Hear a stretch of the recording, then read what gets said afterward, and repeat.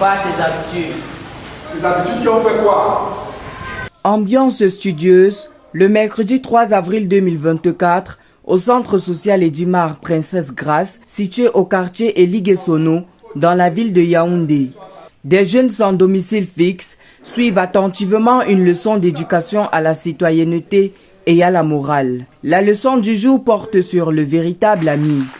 Pourquoi? Parce que les enfants de la rue se retrouvent beaucoup plus souvent avec des complices et des acolytes plutôt qu'avec des amis.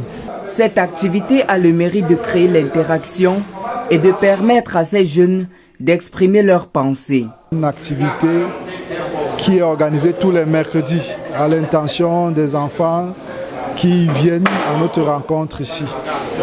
Et cette activité est essentiellement une activité éducative où nous abordons des thèmes aussi divers qui les concernent. Nous avons, dans un jeu d'interactivité, pu leur permettre de se poser les questions qui sont justes relativement à l'amitié. Je m'appelle Dikolum Clovis. C'est quand je vois qu'il se partage quelque chose avec moi quand je n'ai rien. Moi, c'est Pena Jean-Jacques. Bon, en fait, depuis que je suis moi, je n'ai pas d'amis, mais pour moi, mon véritable ami, c'est Dieu, c'est Jésus-Christ. Partout je suis là avec moi, plus que c'est mon ami parce que je marche avec lui là avec moi, il me protège. L'exercice cognitif est l'un des champs d'action dans le domaine de l'éducation où le centre social Edimar intervient.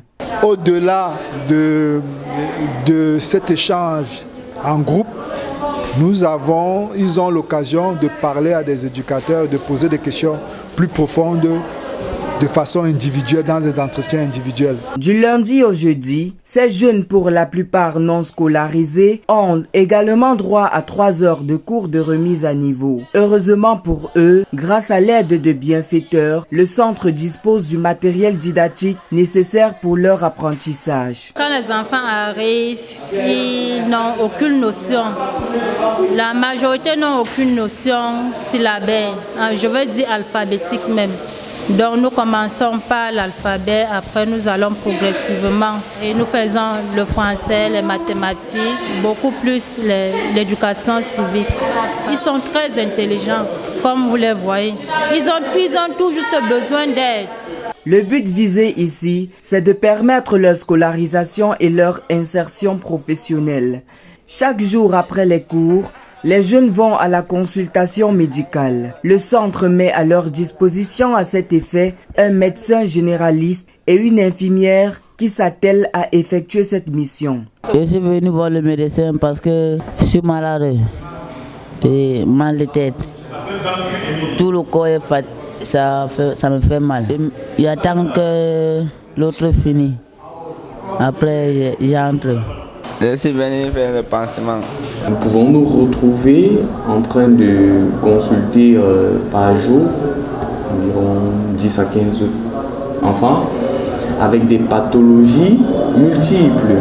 Leur principale difficulté, c'est le manque de certains équipements techniques pour la prise en charge des patients.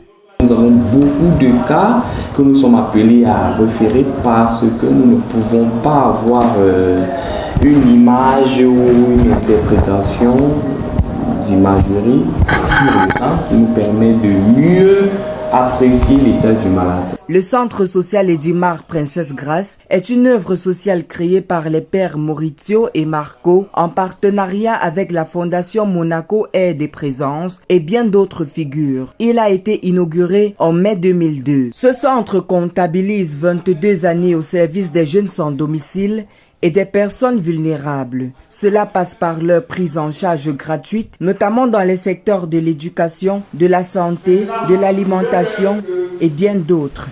L'objectif à atteindre, c'est la réinsertion familiale et surtout sociale de ces enfants sortis de la rue. Un travail de longue haleine.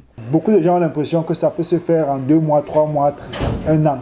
C'est souvent, pour parvenir à réinsérer un enfant, ça prend souvent des années. Mais c'est des années de fidélité, c'est des années de constance. Constance de notre part vis-à-vis de la cible. Notre accompagnement est éducatif. C'est que les jeunes à nos côtés doivent apprendre de la vie et doivent apprendre de nous. En même temps que nous-mêmes nous apprenons d'eux. Une éducation se fait à une personne qui est en santé. Si on n'est pas en santé, on n'écoute pas. On dit souvent ventre affamé, il n'a point d'oreille. Ça, c'est l'autre chose. Parce que c'est quelqu'un qui mange, c'est quelqu'un qui est en santé. En fait, les besoins de base doivent être satisfaits. Et ce n'est pas toujours le cas. À ce jour, des milliers de jeunes ont déjà bénéficié des services qu'offre ce centre qui enregistre une centaine de pensionnaires au quotidien. Une activité que Blériot, étudiant en action humanitaire à l'ERIC, se fait le plaisir de mener. C'est le premier contact qu'on a avec les enfants. On les identifie, on prend leur âge, on note ce qu'ils font au quotidien. Aujourd'hui, je suis à 77 jeunes enfants de la rue identifiés. En moyenne, au centre régiment, on identifie 150, 160 enfants. Par jour, de 10 heures, le centre régiment ouvre à 10 heures et ferme ses portes à 16 heures, parfois 17 heures. Et le Fungi, du marché Fungi, de l'avenue Kennedy, du boulevard du 20 mai. Le souhait de ces jeunes délaissés à eux-mêmes, c'est que les actions du centre perdurent et qu'ils soient incessamment soutenus par des âmes de bonne volonté dont l'élan de solidarité est retentissant.